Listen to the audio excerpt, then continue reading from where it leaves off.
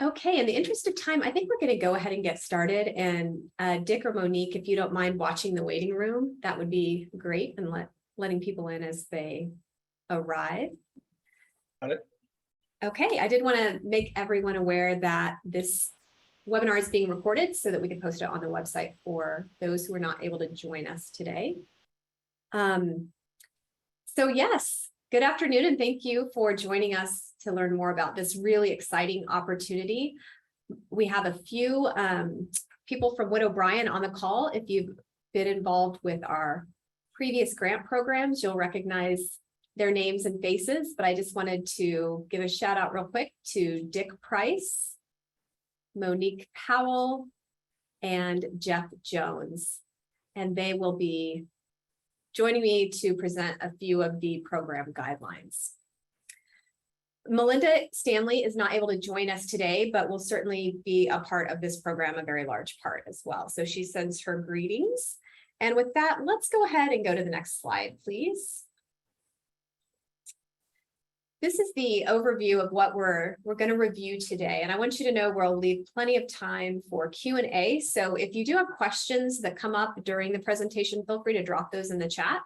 We'll get to those at the end. I hope everybody had the opportunity to look at the program guidelines. If you didn't, they are listed on the website. There's a CPF page. And if someone doesn't mind dropping the link into the chat, I'll take care of that. That would be great.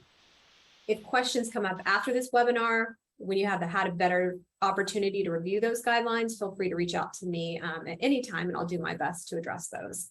So we'll be going over the guidelines, talking about eligibility criteria and the timeline, the different approach to the applicant match for this program than in previous programs, how to best demonstrate project need in a proposed area, the public comment process, which also is a little bit different than in previous programs, and then the application structure, which will be very familiar if you've applied for grants in the past, and then Q&A. So let's go ahead and go to the next slide, please. So if you're not familiar with the Capital Projects Fund, it is a part of Arpa legislation that was passed last March. And Capital Projects Fund is specifically carved out for broadband. Kansas gets, and other critical infrastructure. Kansas gets $143 million. And the point of the Capital Projects Fund is to directly support recovery from the COVID-19 public health emergency by strengthening and improving infrastructure.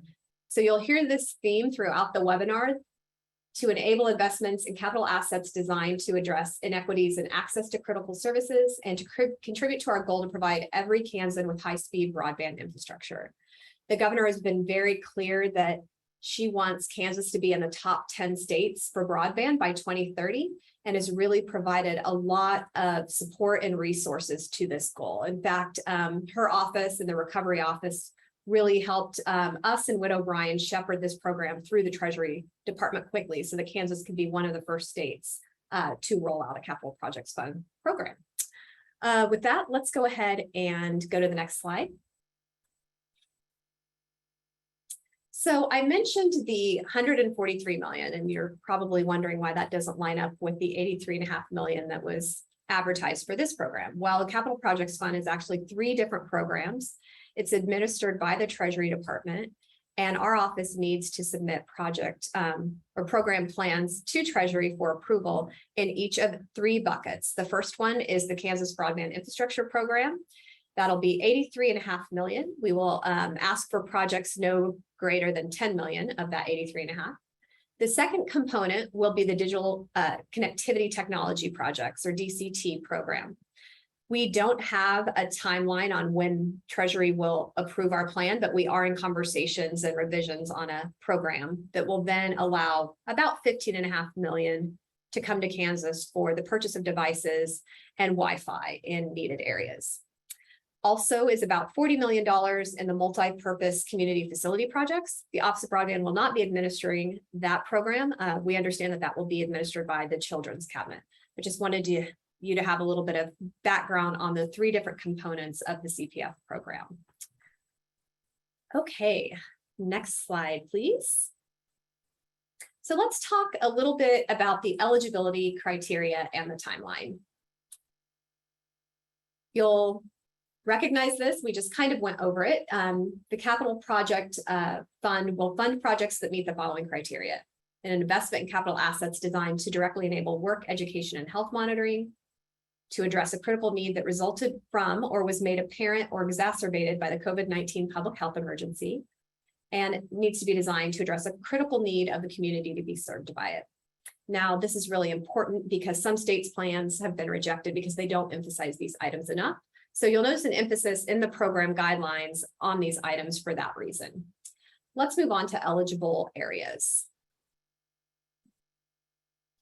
So I do want to make you aware that this is a last mile program. We have asked Treasury for clarification on any middle mile pieces and have yet to hear back, but the guidance thus far appears to preclude middle mile infrastructure if it does not serve last mile too. And the definition for unserved and underserved is quite different than in previous programs. An area is considered unserved if it does not have 100 down, 20 up speeds, and underserved if it is without 100 symmetrical service. So unserved is in between 120 and 100. Again, recipients must invest in broadband infrastructure that addresses a critical need for the community. Okay, let's go to the next slide, please. Here you'll just see the categories of applicants as specified in the Treasury guidance. Of course, private entities and internet service providers are included, but so are local government units, tribes, nonprofits, electric utilities, co-ops, and others authorized to provide broadband services in a proposed service area. Okay, let's move on to eligible costs. Eligible costs are pretty similar to prior programs if you've participated in any of those through the Office of Broadband. We are allowing some pre-project development costs to be considered. Up to 5% of the grant funds could be used for things like feasibility studies, design, permitting, data gathering. Any other pre-project development costs will then go under the matching funds portion of the grant. Equipment is eligible, of course, ONTs, routers, etc., supplies and materials like fiber towers. Okay, let's move on to the next slide, please. Okay, what is not ineligible? Debt service is not allowed under this program. So any payment of interest or principal on outstanding debt instruments, capital assets or infrastructure that such as spectrum licenses, infrastructure not directly connected to the service provision for an end user in the proposed area, and long-term capital asset purchases or leases. Operational expenses such as short-term operation leases or maintenance expenses related to the project and indirect labor costs are also ineligible. And again, this information will be put up and it's in the guidelines, so you have that when you need it. Okay, let's move on to the next slide, please. Okay, this is where we're going to go over the timeline, and it's expedited so that we can get awards to service providers quickly. There are some other states rolling out programs, and we know that it's going to be a challenge for states to procure the equipment and materials they need, get the labor they need. So we really wanted Kansas to be one of the first states to get this money into the hands of those who are willing to do the work to bridge these divides so that we have a better opportunity of getting a jump on some of those materials. So I think, Jeff, were you going to go over the timeline, or Dick? I got it. Okay. Yeah, and let me just echo a little bit of what Jade was saying here. We know it's a shortened timeline, but the vast majority of what we're doing has been done in previous programs. So for those of you that have participated previously, all the basic steps are still there. We just condensed them a little bit. And the intent is that as soon as we get an application in, 8 a.m. day one, whatever it opens on day one, we will be starting the evaluation of that. So the sooner you get your applications in, the sooner we're going to have a chance to go through them, ask any qualifying questions, make sure that they're getting processed and move through the timeline here. After we get the initial evaluations performed, We will then post those applications that we received, and we're kind of drawing a line at the end of the first 2 weeks. And we will post those for public comments and allow for folks to come in and register any, positives. We support the project, or hey, I think they might be overbuilding my area, whatever the case may be. And we'll go into some of those specifics later on in the deck here, but we'll have a 2-week period. And if your project receives comments that warrant some additional evaluation, some discussion, then just like the other programs in the past, we will have a chance for you, the applicant, to respond, and then we'll, engage in discussions with the commenter and the applicant to ensure that we understand the concern and that it can be, handled and dealt with as appropriate. But in the meantime, if those are being questioned, the ones that aren't questioned will continue to flow through the application response window, the evaluation period, the scheduling of any interviews to ensure that we all understand exactly what it is you're proposing here. And then throughout that process, we will be creating a list that would be eligible to be moved on to the senior management and Kansas government to make the final determination and decision. We haven't specifically posted an award date yet. You can kind of see on the slide there that by week 12, or roughly October the 10th, that's when we're thinking the KDC leadership would have the recommendations from us. We can't nail it down to the exact week, but that's our target. And, we certainly intend to work very hard towards that target, but the actual awards could slip, a day or a week or two. There's just a lot of players involved here, but the timeline's been shared with all the necessary approval parties. They know what the process is. They realize this is going to start on Monday, and away we go. And then you will also see a phase 2, and all that just simply means is that for that 4-week window that the applications will be received, at the end of the first 2 weeks, we're going to move those applications we received by the end of week 2 into the public comment phase, as we start taking a look at the applications that are starting in week 3, and then it'll just mirror the process that I outlined in phase 1. So that's the kind of the lowdown on that. The other thing I would point out is the specifics that we've talked about so far, as well as the additional items that we're going to cover here, are in the guidelines that are now posted on KOBD's website. So a more detailed description of what we're talking about today is available for that. And to Jade's point earlier, if you have any follow-up questions, we'll be glad to help with that. So with that, Jade, I think I can pass it back to you. Okay, wonderful. I lost the presentation, so give me a second. Got it. No, I don't.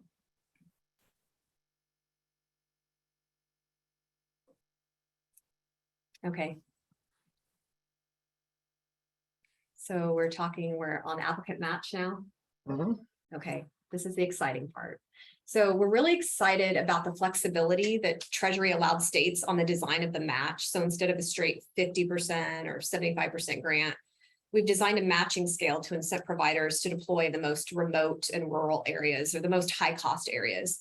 So Jeff is going to provide some details on the scale and how to calculate a project's match, but I do want to point out that we will not be afforded the same flexibility in the BEAD grants that are coming probably next year through the Infrastructure Act. That program is requiring a 25% match.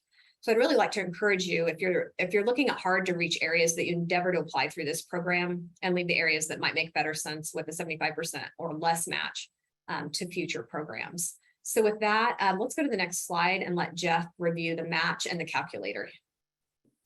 All right, thank you, Jade.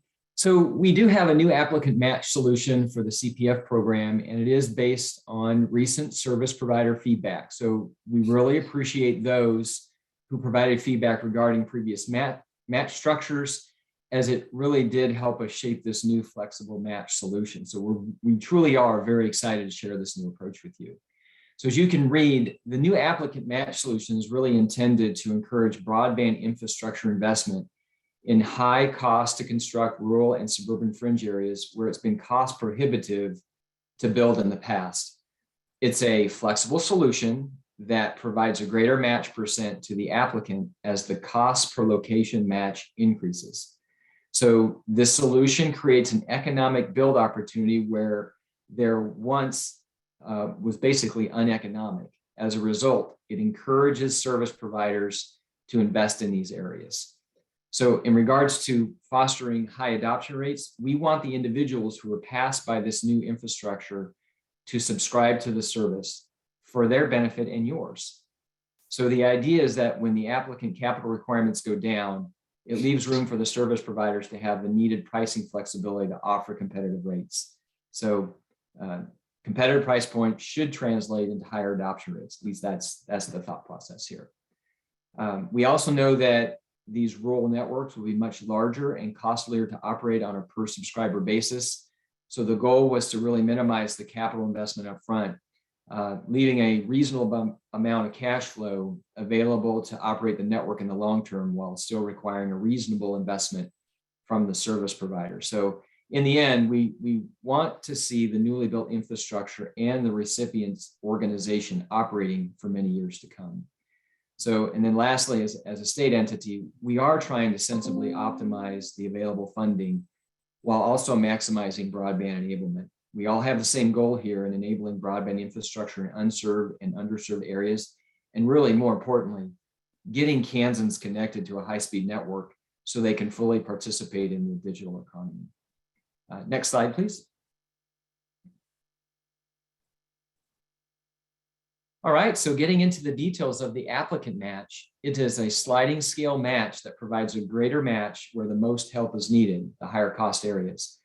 We arrived at this concept by reviewing and evaluating previous program match solutions, service provider feedback, and the drivers to why investments were not being made. So previous match structures just did not provide the needed capital payback periods to justify the higher cost investment.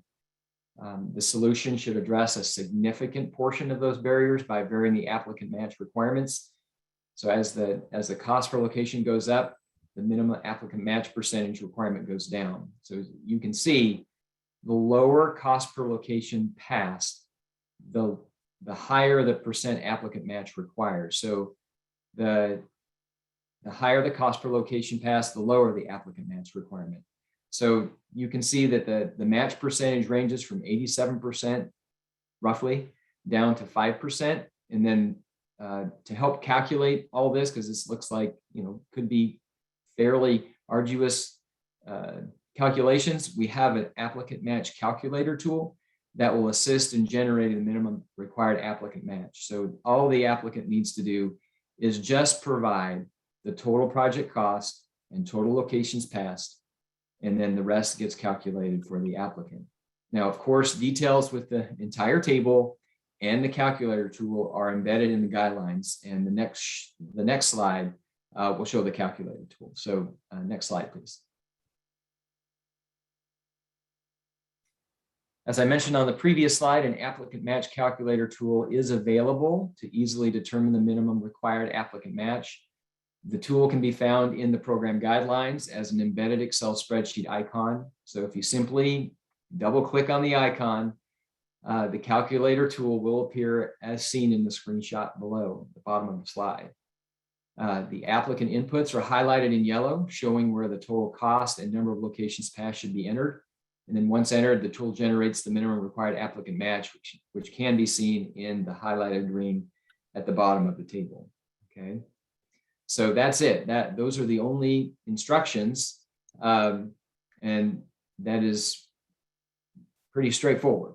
Of course, for those that are high achievers, if an applicant wants to manually calculate the minimum applicant match percent and associated match, the full sliding scale match table and associated instructions are also available in the program guidelines.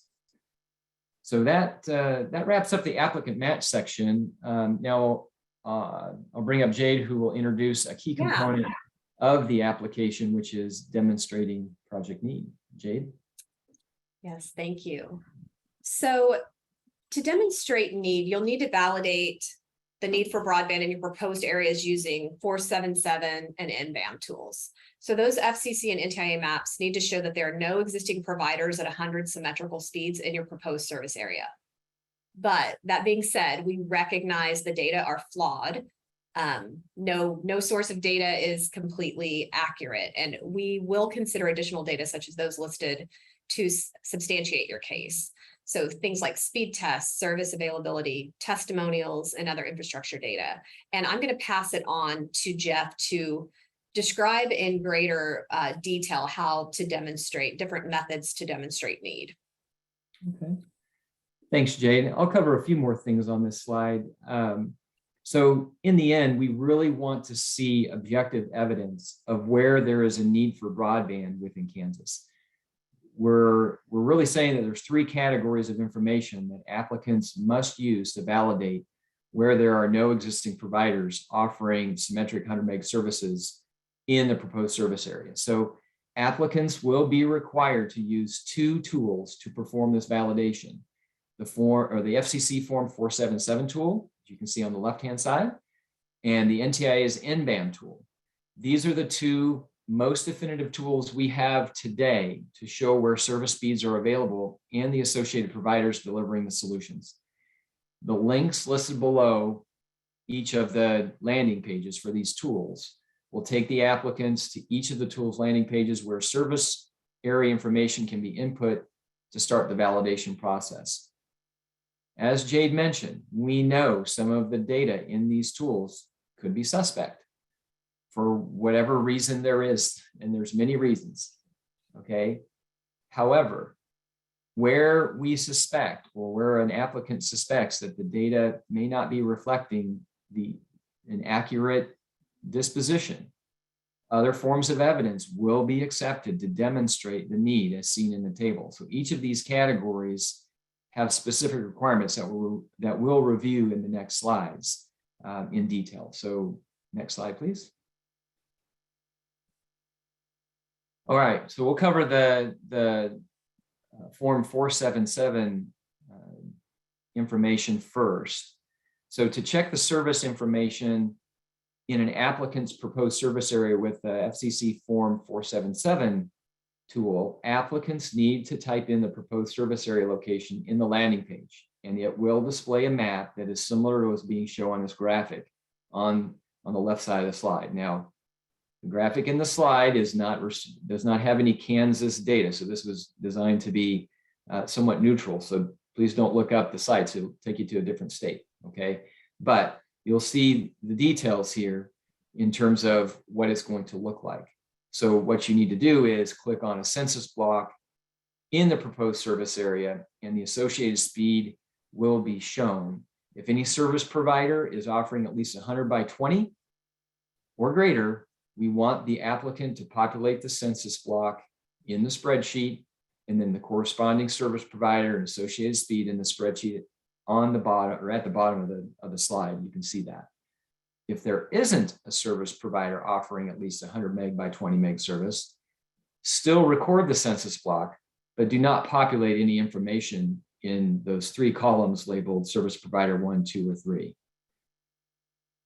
Also, if there's more than one service provider offering more or offering 100 meg by 20 meg or greater, we want to see the number of service providers, their names, and their speeds. Okay.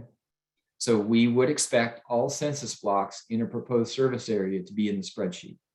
There may or may not be service provider and associated speed offer information populated based on the degree of broadband present. Okay, so regardless of the result, always populate the census block information in the spreadsheet. Once completed, spreadsheet should be saved and then submitted with your application. The application review team will be validating the submission, and there should not be any differing assessments on what you see in the 477 versus what we see in the 477. We'll also do a similar evaluation with the Nbam tool, and we'll show that on the next slide. So next slide, please. Okay. So with the Nbam tool check, we are checking for medium speed test results to understand the degree of broadband availability within the proposed service area. So similar to Form 477 input, for the Nbam tool, you've got to type in the proposed service area location on the landing page, and it will display a map that is similar to what is being shown in the graphic on the left side of the slide. So highlight a census tract, which is outlined in blue, and you can see, or within the proposed service area, and then the corresponding census tract information will display the median speed test results.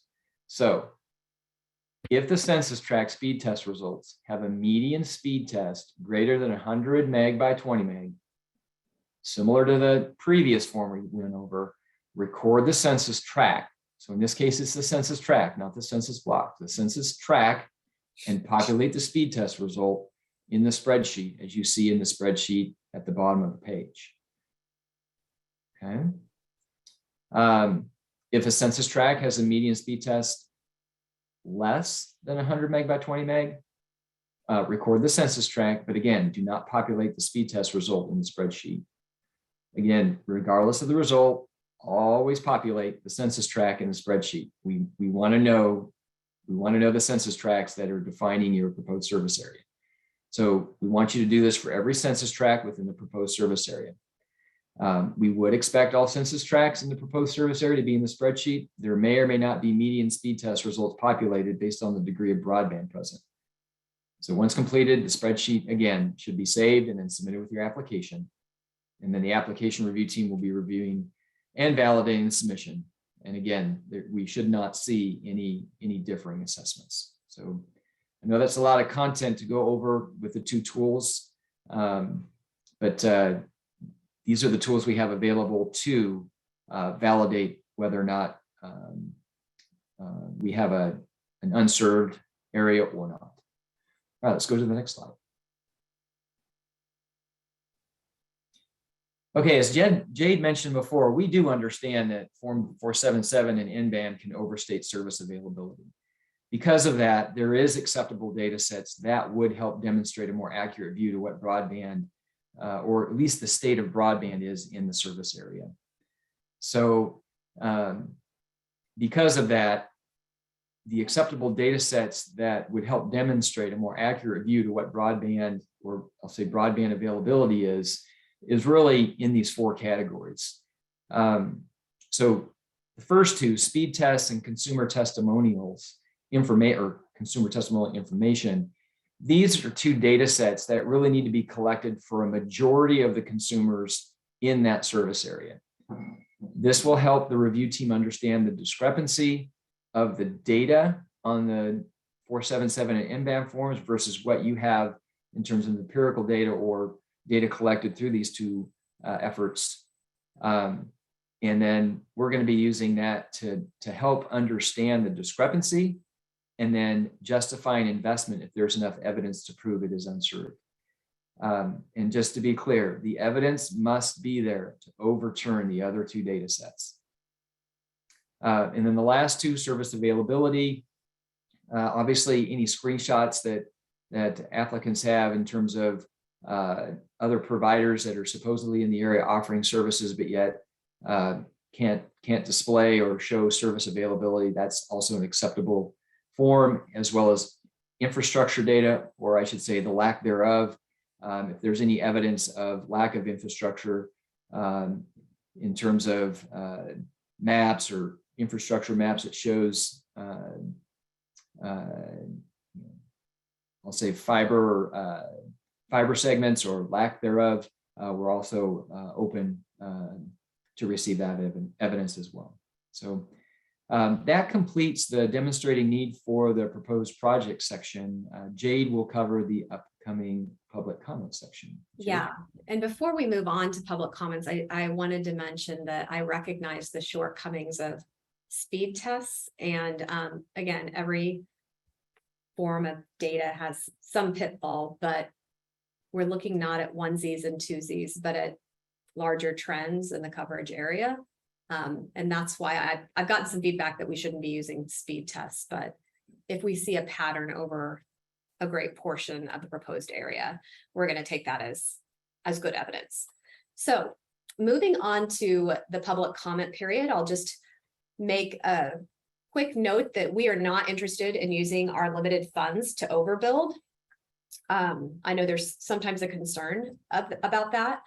However, we're also not interested in protecting areas that have been underinvested in, protecting them from grant consideration. We have a clear mandate to ensure 100 symmetrical or, fast, reliable service to every Kansan possible within the next few years.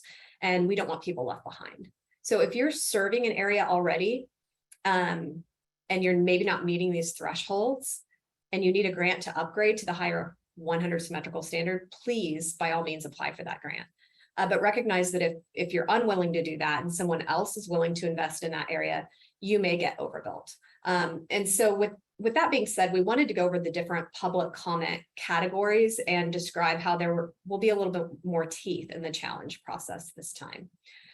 So the public comment period is intended to ensure transparency and good stewardship of public dollars and provide an opportunity for all sorts of stakeholders to express their support or their concerns with an application or its proposed service area. So we will be considering public comment on service areas that already have projects underway that we may not be aware of, service areas with projects planned in the near future but not underway, service areas where broadband already exists, and a few others. So let's move on to the next slide. If you have a service or a project underway in a proposed service area and want to issue a challenge, that we're asking you to demonstrate that you've already begun construction activities, that the project must provide the minimum 120 standard as outlined in Treasury guidance, and the challenger must submit proof that the work is started on a project to complete broadband infrastructure within the applicant's proposed service area. So we're requiring engineering drawings, permitting, engineering or construction invoices, and franchise agreement, or at least the application for the franchise. I know sometimes those can be held up by once a month city council meetings. We would also love to have a BOM or, but we're not requiring that. So a bill of materials or bill of material purchase orders. And I don't know if Jeff or Dick, you wanted to add anything to the substantiation process on this slide? Just other than, we'd like to see this in a written form, and if something has been underway for a while, any sort of timestamps that are related to when plans were completed or submitted, that would be certainly information that would be a plus to support this particular public comment. Okay, and thank you for that. And let's go ahead and go to the next slide and talk about projects that are planned but not underway. So this one gets a little trickier, right? So the public comment needs to contain information demonstrating that the service provider has begun the planning phase of the project. And if these conditions are met, we may consider denying the applicant's proposal that you're challenging. If the challenge is successful, we're going to hold some compliance standards that haven't been used in the past. So first, let's talk about the data that we're requiring. We'll need a KMZ of the proposed service area and with the protested locations identified. And we want that to be assured of completion 18 months after the grant awards date. And of course, you've got to have those minimum speeds as well.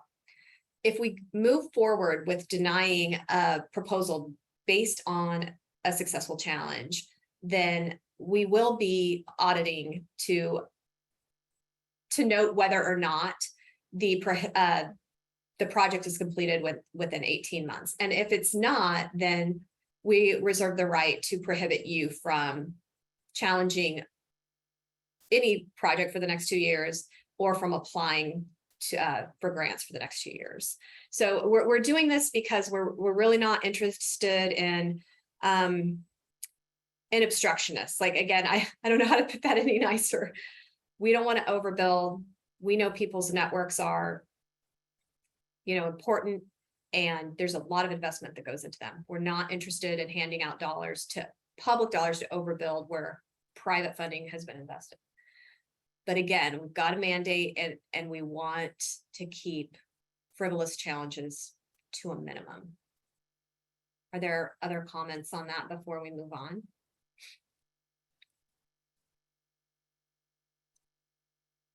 Dick or Jeff? If not, we can move on. No, I think you said it well. You got it. Yeah. Okay. Yeah.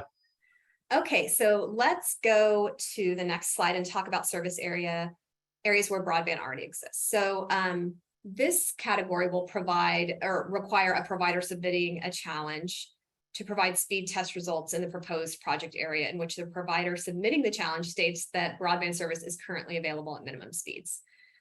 This is probably the one you're most familiar with, and the public comment from the challenger must include the information that's listed below. So we've got the categories of speed tests and consumer testimonials.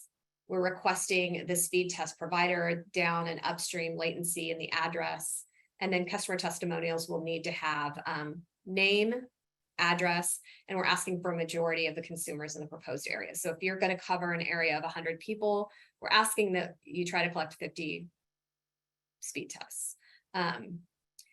Data source and methodology used to develop data collected within the last 3 months. Obviously, we know that if it was collected 6 months or a year ago, there could be projects in place. We just want to be, again, be sure that that data is up to date and we're not overbuilding. And Jeff, did you have other notes on this slide before we move on? Jade, you covered it pretty well. Just Okay. we need to have the underlying data so that we can review it and to ensure that there's enough information to reasonably and objectively render a decision. Great. And then Can moving on you to all? oh, go ahead. Yeah, I had a question about the customer testimonials.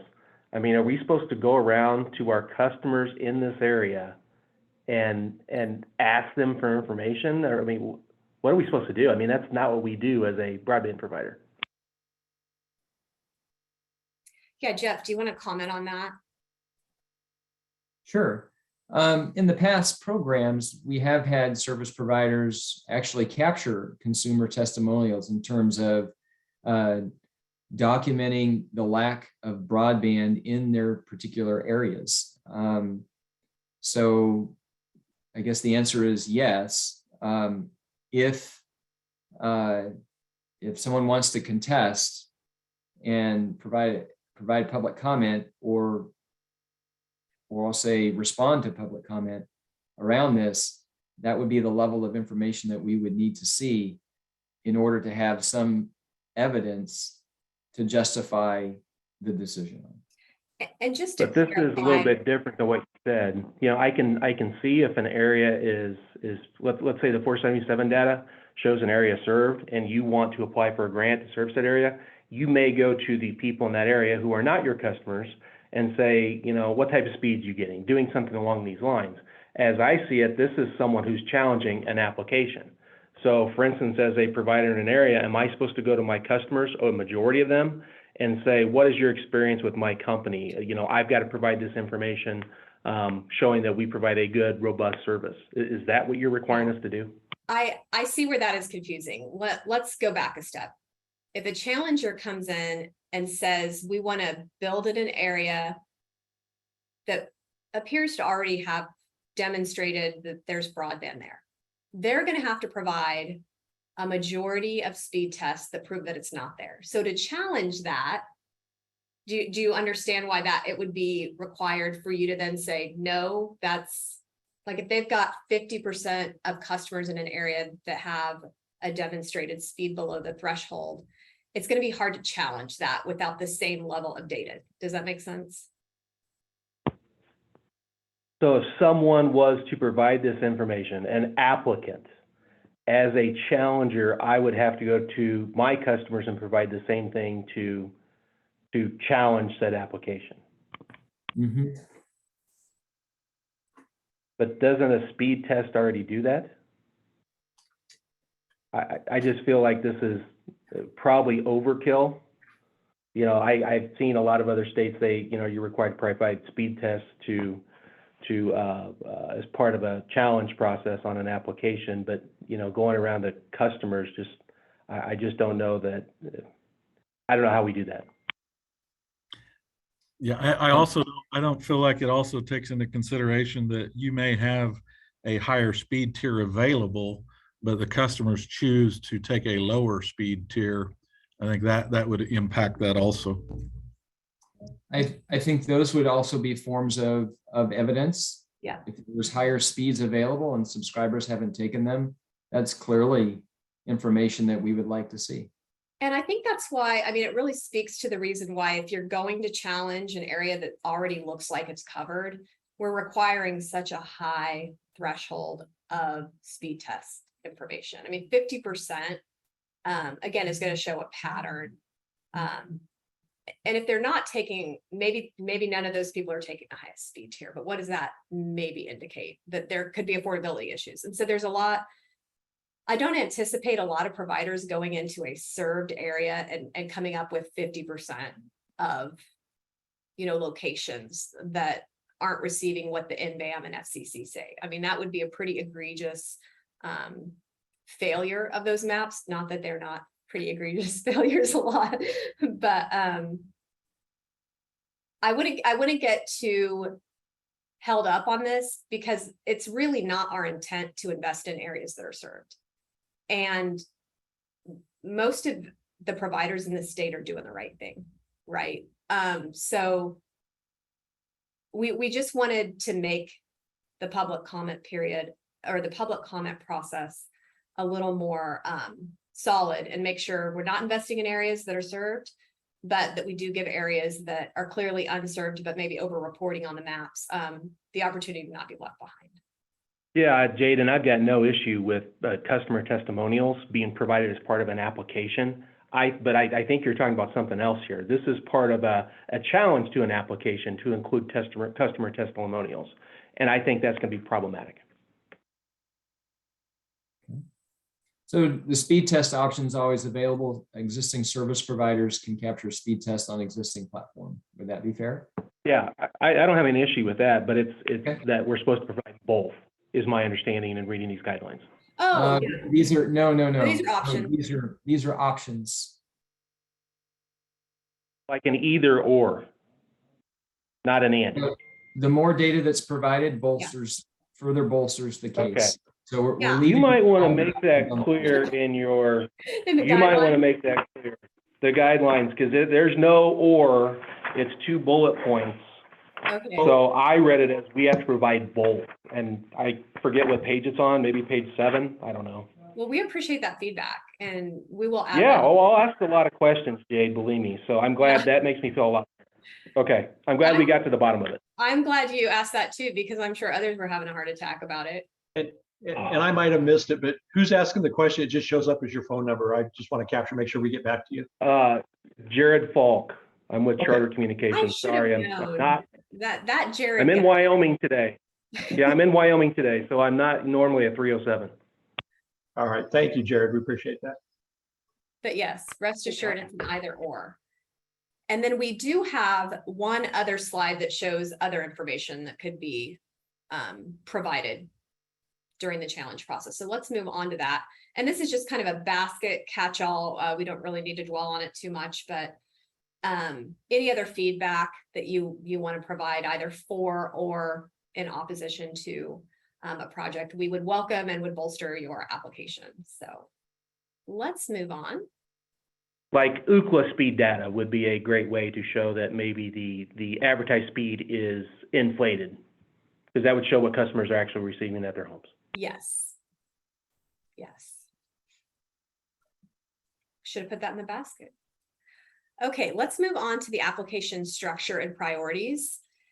Now, again, if you've participated in any of our grant programs in the past, this is going to look pretty familiar, but I'm going to actually let Dick go over the specifics. Just know that there will be a project narrative, a technical piece, and a financial piece, and each of those will be reviewed by 3 different teams with expertise in those areas. So Dick, do you mind taking this slide?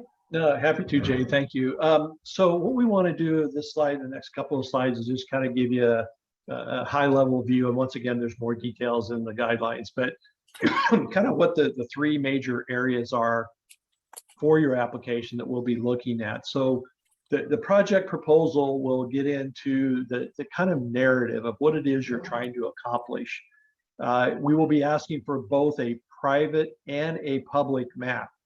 Reason being is that when we go to publish for public comments, if you tell us, hey, this stuff is proprietary, I don't want it out there, we understand we'll protect that via the private map. but we also are going to require a public map, so we can obviously publish that for folks to take a look and see what you're wanting to do. So that's going to be one thing we're going to be looking for when you submit your proposal. It's also hugely important to us to see that there is community support. And it's great, you know, as we were just talking, to have customers say, yeah, you know, I really support this company. They've been, you know, trying to get to our area for a long time. They just weren't able to get here. So I support that.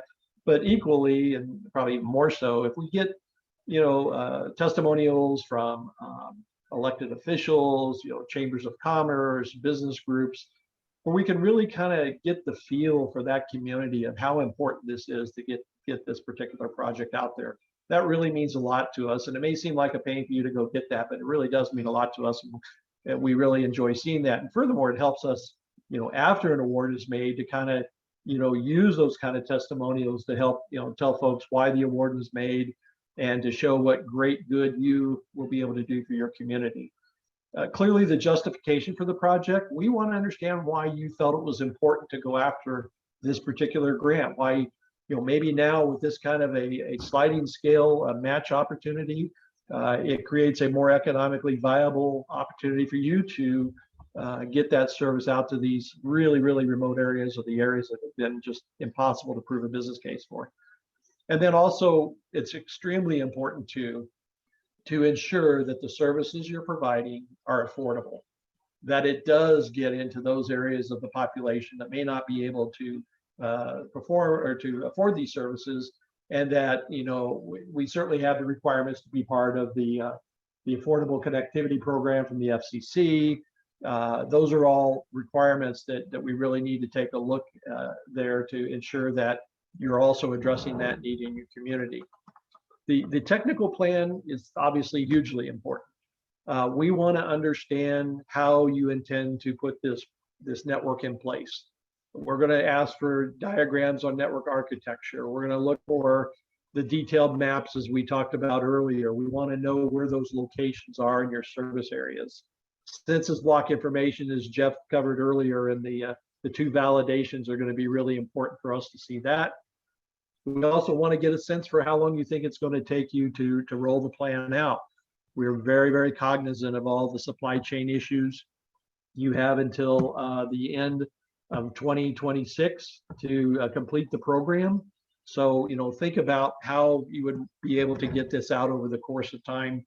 Obviously, we'd like to see the projects delivered as soon as possible, but we also want to make sure that you're not rushing it for some arbitrary deadline.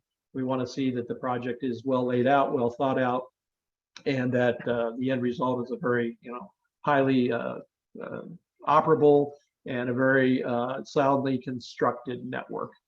And then also we're concerned in and want to see something about the long-term investment viability. We'll be looking for things like scalability. You know, how important is it that you are able to put equipment in maybe now that will get you up to the 10 gig service offering? Maybe you don't want to do that, but at least we want to understand the scalability of the system and the equipment that you will be installing. And the last area is the financials. We certainly need to see the narrative on the financials. Project budget spreadsheet is already included in the guidelines for you to fill out. Those of you gone through other programs with KOBD know what those look like, and you know, those haven't really changed. So it's just an ongoing continuation of what we've done in the past. And then validation documentation for the financials, you know, when it's required. We also encourage co-investment. Very, very important, because that kind of lends itself back to the comment I made earlier about the project proposal and community partners. Hugely important that those are part of your program. If you're able to acquire some of those extra funds, it just helps spread the dollars farther and helps show that level of community involvement. So that's what that one's about. If we go to the next slide and break it down just a little bit further, that's where we're talking about, you know, just just extracted a few of the key priorities. Not certainly telling you any one is more important than the other. The next slide will kind of show you what we're looking at from a category level, but unserved areas just, you know, really goes without saying. That is really, obviously, with the federal money coming in, you know, that's designed to help get into those hard to reach areas. that, we know you just wouldn't have the good opportunity to present a good viable business case to do that. So that's going to be key to look at that. Treasury told us that they want to focus on 100 symmetrical, as we kind of talked earlier. That pretty much lends itself to fiber optic infrastructure. I've answered a few chats during this call here about some of those questions. So we're not saying fixed wireless is not going to be available, but understand too, the parameters are 100 symmetrical and it must be in the entire service area. But we also recognize there could be some extenuating circumstances if you say, look, I really want to get there with fiber, but there's just no way could we, come up with some other solution. We're certainly willing to look at that. I've already mentioned scalability, affordability, partnerships. Certainly the rurality of the project is something very important that we're going to be looking at. So it's just kind of a presentation here to kind of show you some of the things that we're going to be obviously concerned about. And I think they're very similar to what we've done with the previous programs, whether it's the BAG program that the state was doing, or the surge program, or others that you all have been involved with the Office of Broadband Development.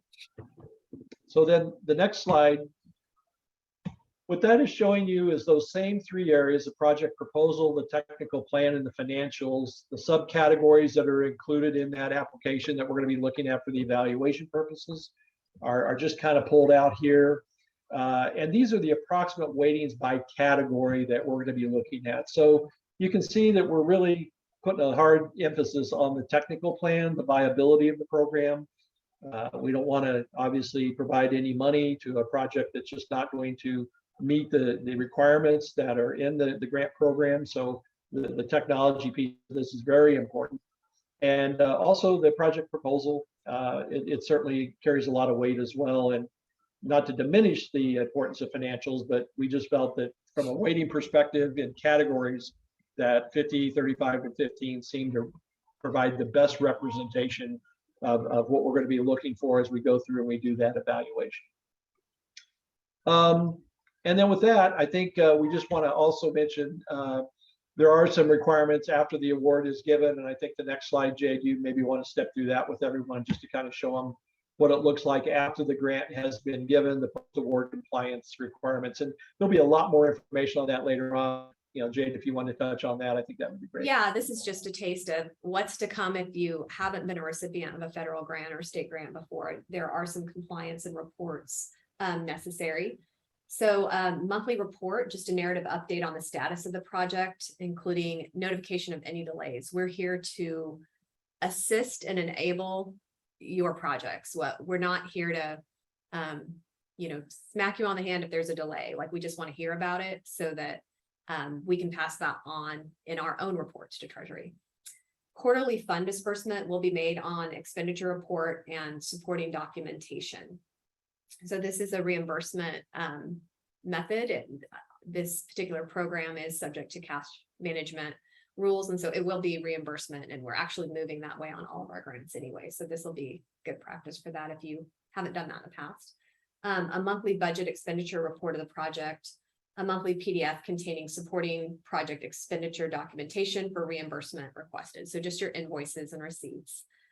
And at the end of the project, I believe, Dick, you can correct me if I'm wrong, but I believe recipients have until 2026 to build out.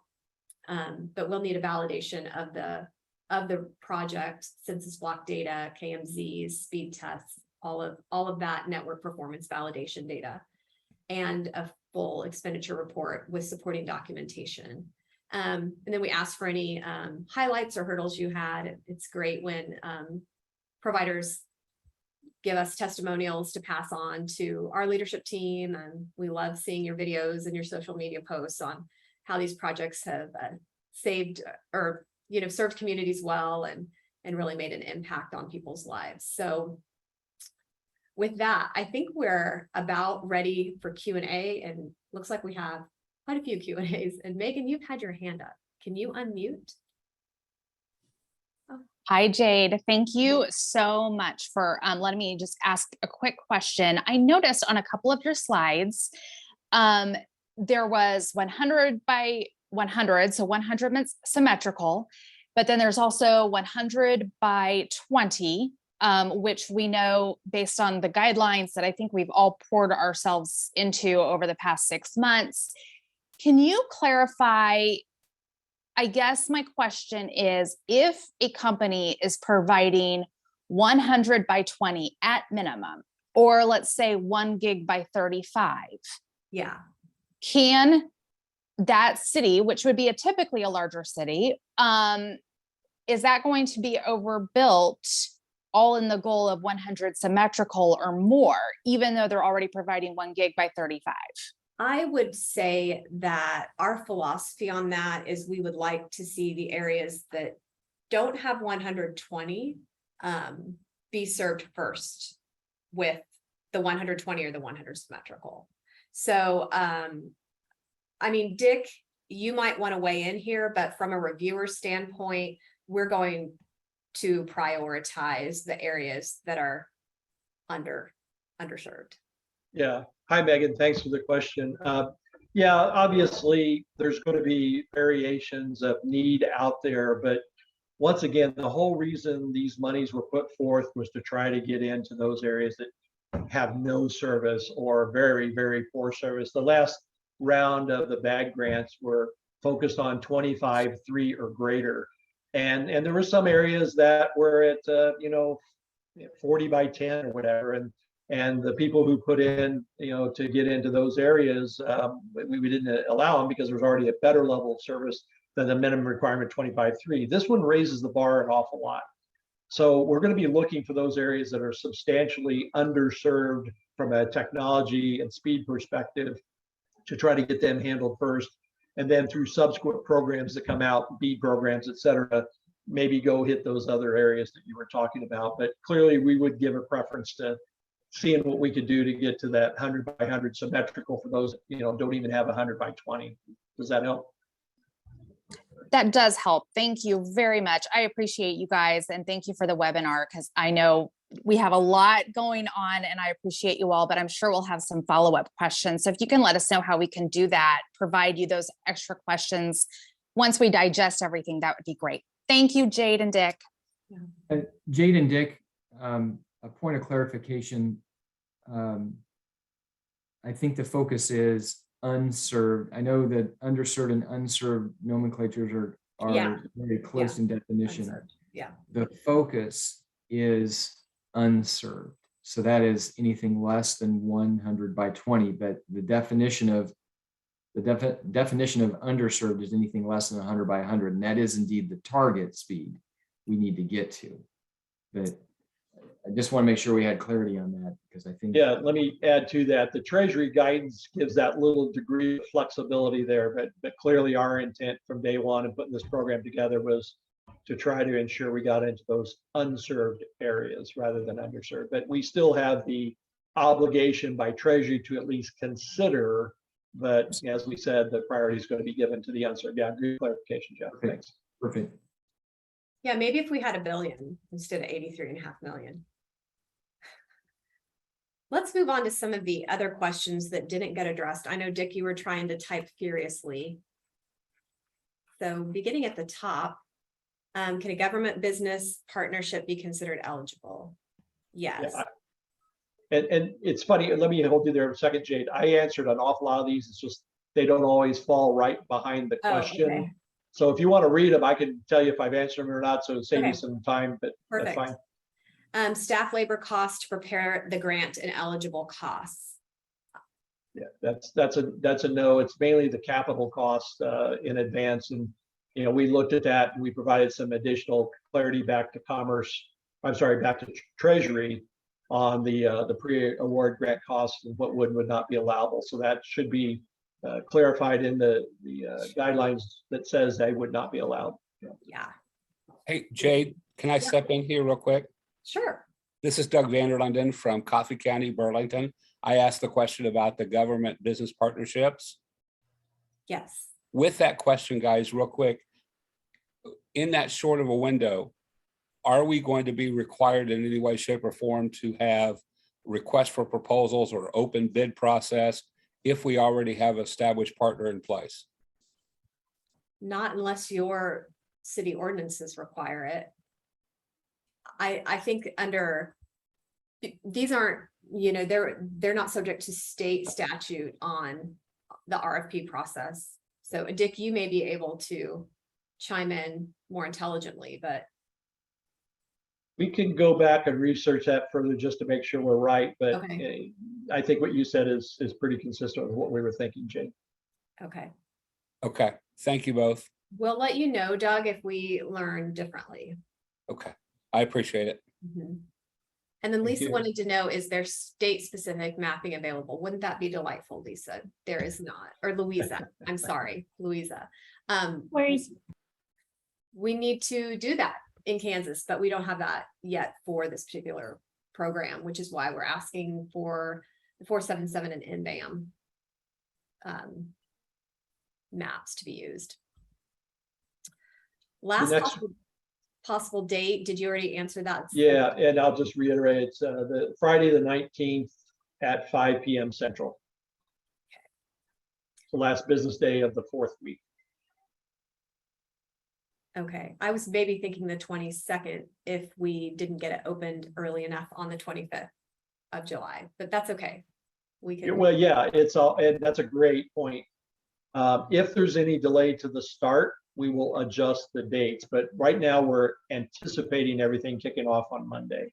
But great point, Jade, I didn't do that. And I did do the next one. Let me just grab that one real quick. When the applications come in, if we get one first thing Monday morning, the 25th, we're going to start the evaluation of that. We're not waiting like we did in similar grants till the entire application period is done and then start the review. We want to get them going right away. Now, there was another question asked later on, will you give priority over to the ones that come in, you know, the first phase versus the second phase? The answer is no. We are going to ensure that we see all the applications that have come in before we make the final recommendations, even though the recommendations and the awards may be coming out some sooner than others. But in other words, we're not going to give out all the money in the first week of the program, and everybody who submits in week 2, 3, and 4 will be out. We are cognizant of that. So, but we do intend to evaluate right away without waiting until all applications have been received.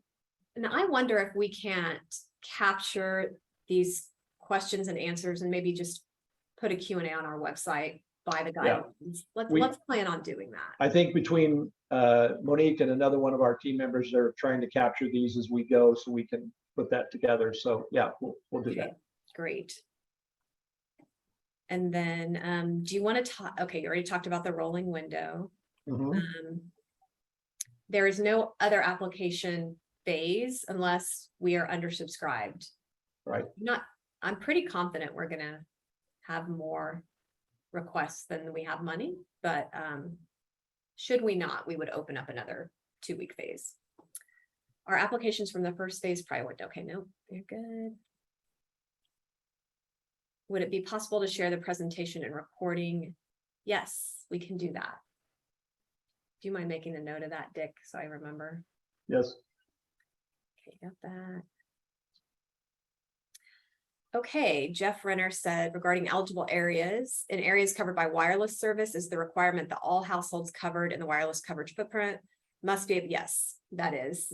All applicants, that's the idea of this program, is to provide a level of infrastructure that will enable every subscriber to meet that minimum definition of 120. And that is Treasury's guidance. That isn't something we put together. Okay, what about technology, fiber focused? Yeah, I did kind of touched on that. Treasury did seem to give preference to fiber, but it's really speed dependent. Yeah, let me, later on, I did put a comment in there and I effectively said the grant requires a focus on technology to deliver 100 symmetrical. It's pretty much fiber, but they also provided some opportunity to look at specific circumstances where that may not be feasible. And so we want to make sure also that the same speed is delivered consistently throughout the area. We know it's a challenge to try to do that for fixed wireless, but the window is open to consider technologies other than fiber. But as Jade said, the Treasury has pretty much put an emphasis on that, but gave us the opportunity to consider others if there's extenuating circumstances.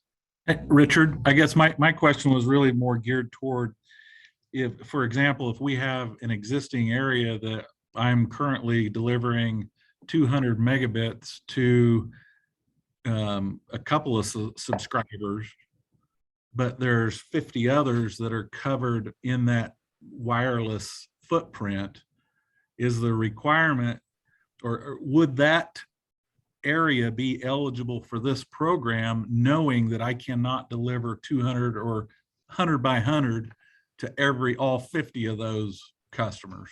Yeah, great question. And I think you kind of answered it for yourself. 100 by 100 is the requirement, and it must be available to all the subscribers in that area via the technology you're using.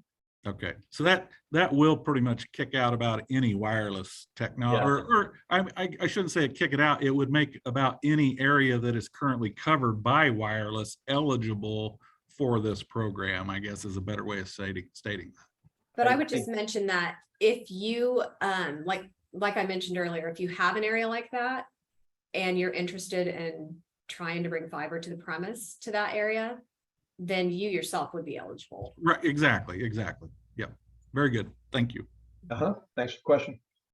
Hi, Jade. Can I ask a quick question? This is Jennifer from People's Telecommunications. Yeah, please do.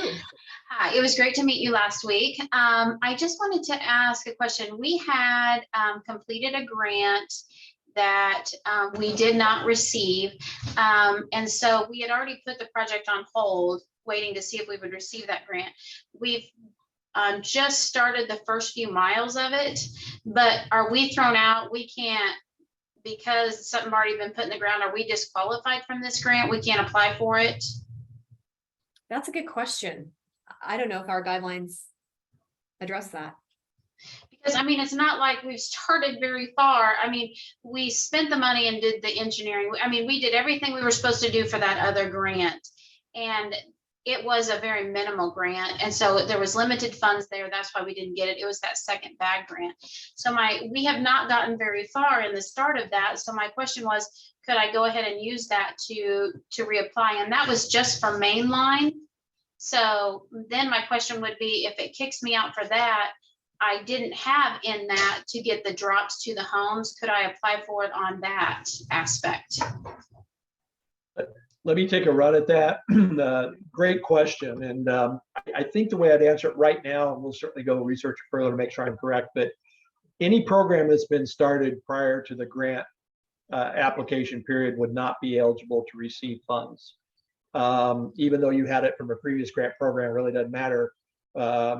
However, the fact that you are building mainline on what you hope to get from the previous bag grant, and that's already started, you would continue that. And if you wanted to apply for money to supply the drops as a part of this program, I would say that should be covered. Jay, do you see any problem with that approach? No, I think that should be a Okay.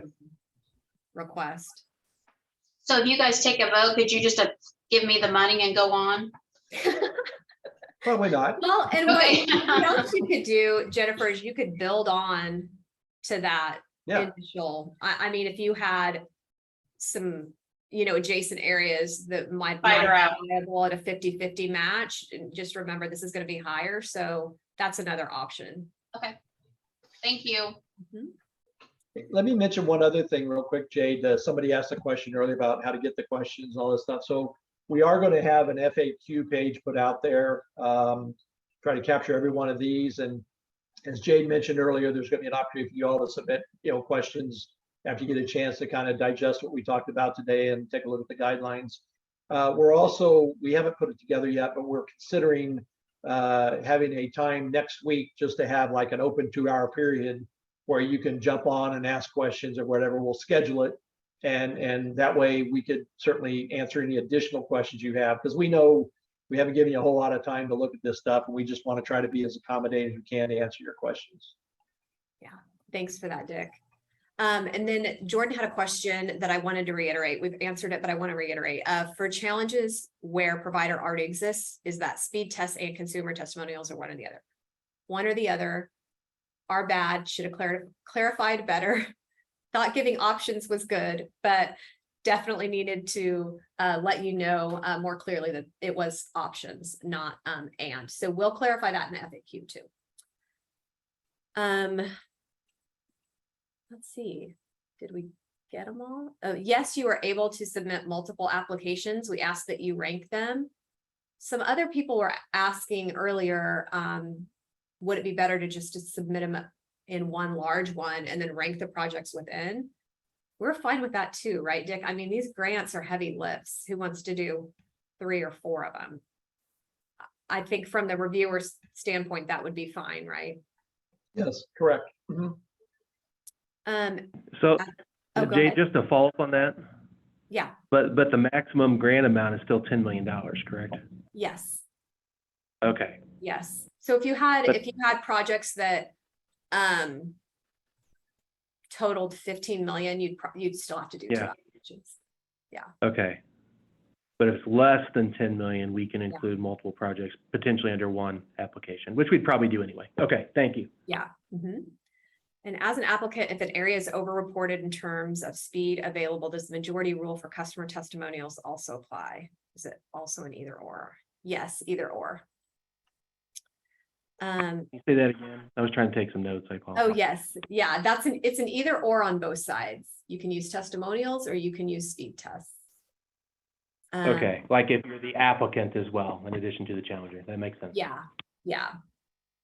And the goal isn't to discourage challenges, because challenges are good if we don't want to overbuild, right? So we don't want to discourage challenges. We do have 1 or 2 providers that challenge everything in areas that we know are getting less than 25.3. That's not even going to be an issue in this program because there's higher thresholds, but it was a bit of a challenge in previous grants. Now, Jeff, your question is pretty involved. Can you unmute Jeff Wick? You still on the call? Is Jeff still on the call? No, he probably had to go. Well, let's go ahead and address it so we can get it in the FAQ. A challenge for fixed wireless areas that claim they serve the area with 120. If a tower site serves 75 locations and only 2 can provide 120 to 2 or 4 locations, but not the other locations, is this considered served? Okay, no, we already addressed that. It's 100% requirement for the 120 based on Treasury guidance. John asked, would you rather see a project that includes a small community and a rural area as one application, or keep those separate? Honestly, it's whatever's easiest for you. It's if as long as you prioritize the projects like in your order, that's going to help us understand where the service provider is. But we may prioritize the smaller community if we're running way oversubscribed on the program. But again, these grants are not small feats, and if you want to do one, we're not going to hold it against you. We may not fund the whole thing, but just prioritize your projects. Do we have to submit all documents at once? Specifically, if a community wants to invest in our project, but it needs council or commission approval? Yes, that is a challenge. I recognize that, because special meetings will probably have to be called if you have community co-investment, unless you've been engaging the community and prior to this project. But Dick, you might want to talk about that a little bit. We did say that if we didn't receive all pieces of an application, we would simply just follow up with the applicant. Yeah, so if you're in that situation, and we would encourage you to submit your application as soon as possible, even though you don't have all that. Let us know what's going on. And to Jade's point, one of the first things we're going to do is just kind of a quick screen of every application comes in, see if it meets all the requirements, the basic requirements, before we do our more in-depth analysis. So if that's a concern of yours, highlight that, drop us a note as well to let us know, and then we'll probably have to do a separate consideration with you and see what that length of that process is and what the requirements are. It may push it to later on in the evaluation process, but we want everything at the time of the application submittal. So let us know if there's a problem like that. Yeah, and again, we are here to help, not to hinder. We understand it's a very condensed application period. So just use us if you have questions. We're here to serve you. With the 5 to 87% match on the sliding scale, what are some determining factors and where an applicant might land in that range? The determining factor is the cost per premise pass. So if you have an area that has, 5 homes and it's $100,000 project, you're going to get a pretty much a 90.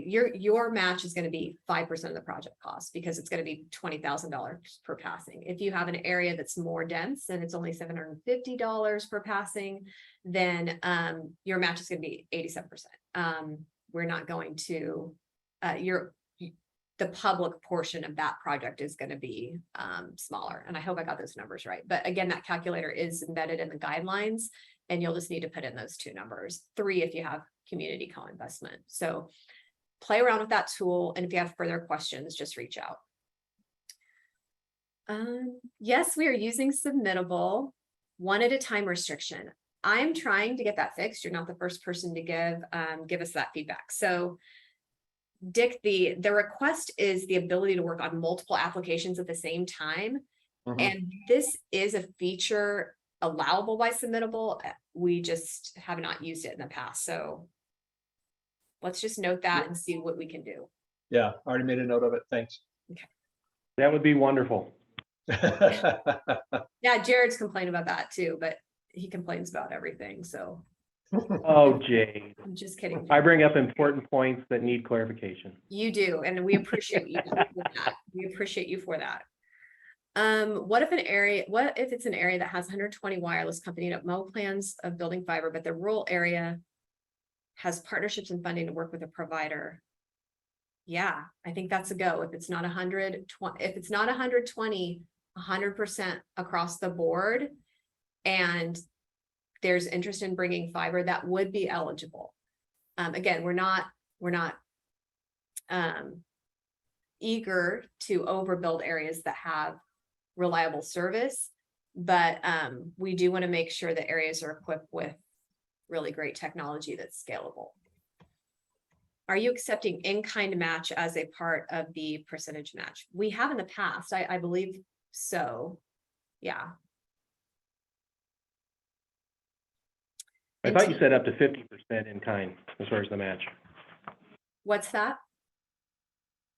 I thought the guidelines said up to 50% Oh, of the yes, match can yes. be in kind. Yeah. See there, Jared's bringing up great points again. Thank you, Jared.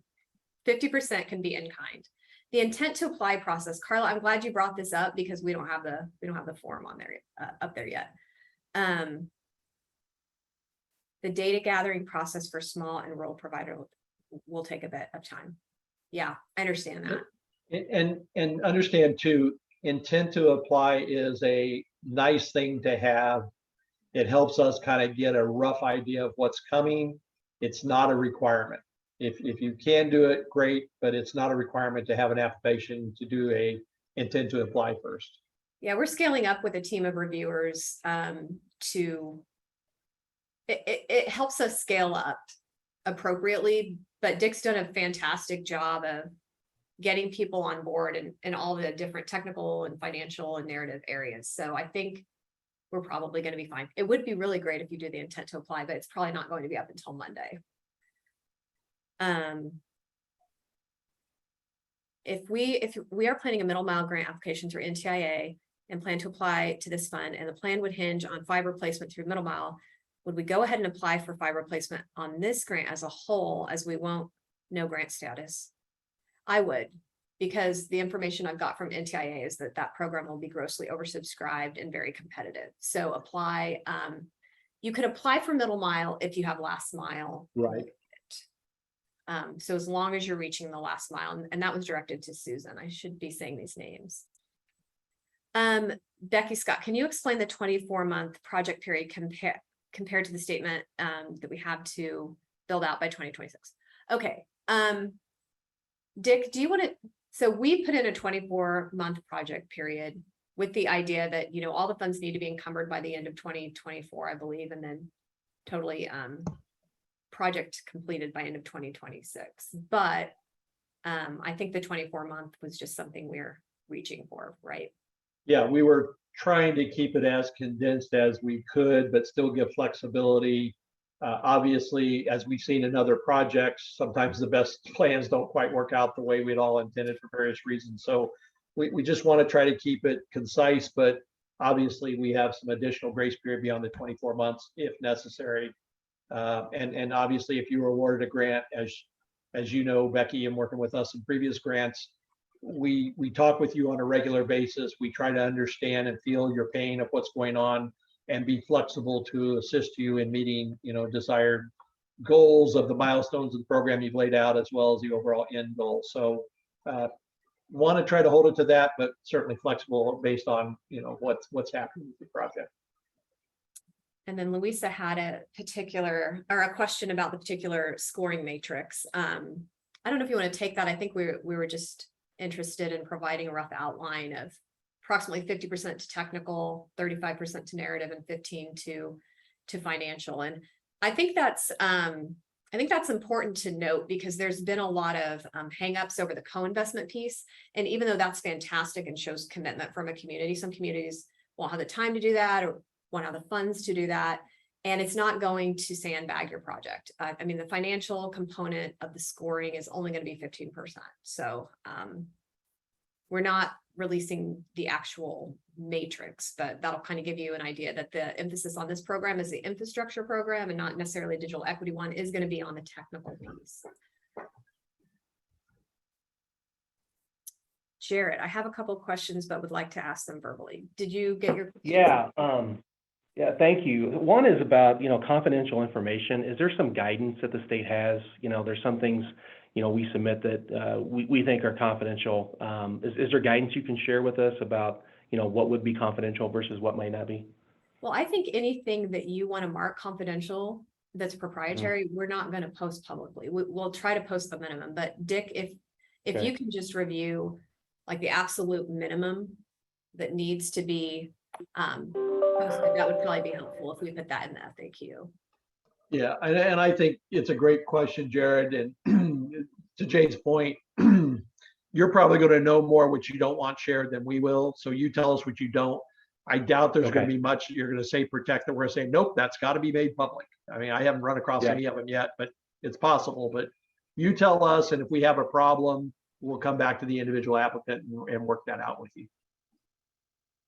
Perfect. It hadn't been much of a problem in the past, but I just wonder if there was some guidance that I need to review. So thank you.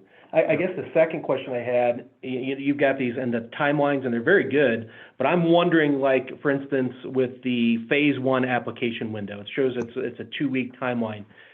It'll open on July 25th, a Monday. Will it close on that Friday, August 5th, or will that bleed into the next Monday for a full 2 weeks? Yeah, let me grant you, or let me give you clarity on that. The entire application period is 4 weeks, broken down into phase 1, phase 2. Our program here is designed to expedite the process. So whatever we see at the end of week 2, we will post to public comments. So we don't have a I understand that. Oh, it's 5 o'clock by the end of the day of the week of August the 1st. We're going to collect whatever we've been able to look at the first 2 weeks and post them. The applications are going to still come rolling in. So for you all, there's not really a deadline for phase 1 for window application. Your deadline is a 4-week window application, if that makes sense. Yeah, I'm just asking maybe a more general question. Like, when you're week, is that a work week? Is that a Monday through Friday, or is it a Monday through Monday? What we probably do, since it closes at 5, or it doesn't really close, but we would consider 5 o'clock Friday, the end of that 2 week. The RIT person probably isn't going to post those until Monday. The challenge. Okay, I just want to know when deadlines are, and it sounds like Friday deadlines then instead of Monday deadlines. And that's perfect. Just wanted clarification on it. But once again, Jared, just so I'm clear, hey, if you're working on something at 4:59, the end of week 2, don't assume that, oh my gosh, I missed my deadline. There is no deadline for you all for that. It's just our own internal deadline.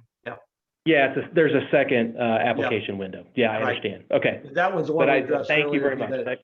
Yeah, the other one on the second week would be August the 19th at 5 p.m. is the deadline on week 2. Or phase 2, week 2. August 19th, 5 o'clock. Awesome. That helps immensely. And those are the only questions I had. Thank you. Thank you. Great. Thank you. And then Devin had a question about discrepancies between Nbam and 477 maps. And I don't know if Jeff wants to take that one. So Jeff, clearly the data differs in those maps, and so how to reconcile, does additional documentation need to be used to reconcile or demonstrate need? Well, as everyone's aware, sometimes the data is not perfect. So that's something that we will have to evaluate when we see that. We would think that would be unlikely, but we're never going to say that will never happen. So we will do the best we can to determine if that is an unserved area based on the data that's provided. Right now, the form 477 is a little bit more detailed. So we'll probably, if in the event that there's some sort of discrepancy, we'll probably defer to the 477 because the Nbam is, again, just a median speed test that aggregates all speed tests. So that's a great question. I think a lot of folks in the industry are struggling with that right now in terms of sometimes the data points to two different things, but we'll clearly have to make some decisions around that as we go forward. But the 477 will most likely be the data that we'll rely on if there's a tie. And any supporting additional data would, of course, help if you want to do, if you find those discrepancies and you're worried about that being kicked out, then yes, it would be helpful to have additional. Right. If there was supporting speed test data that could be provided that might provide greater clarity around the Nbam, that would be helpful as well. So we're clearly open to any other data that could be provided to help clarify the situation. From our perspective, our job is to make sure that the evaluation or the application is fairly evaluated, because in the end, we want high-speed broadband to the end user, and that's the goal. So, we'll take the data and give it a fair evaluation, and then if we have any questions, we'll come back. Great. Can I ask one follow-up question? Sure. Will you announce like the challenge results? Will you say this challenge was verified or this challenge was not verified? Or will we just know when the grant awards are made or not? Or will we ever know? That's a great question. Yeah, what we do is we'll work with the applicant and the challenger to come to a resolution, and both parties will know what that resolution is. Okay. Or Thank you. multiple parties, if that's the case. Yeah. Then Scott offered some support from FLD or IBHC. No, from IBHC. Yeah. Okay. Says it's Yeah. big. It's a big lift. Yes. Yeah, But we captured it. we're prepared to sleep when we're dead. Can county ARPA funds be used as part of the match? Yes, they can. And some communities are doing that. And city, any local fiscal recovery funds. And lastly, if a proposed project partially infringes on an area already served with 100 symmetrical, would the entire application be rejected? I think we would give you an opportunity to redraw. We have done that in the past. Yes. Okay. Well, any final thoughts before we log off?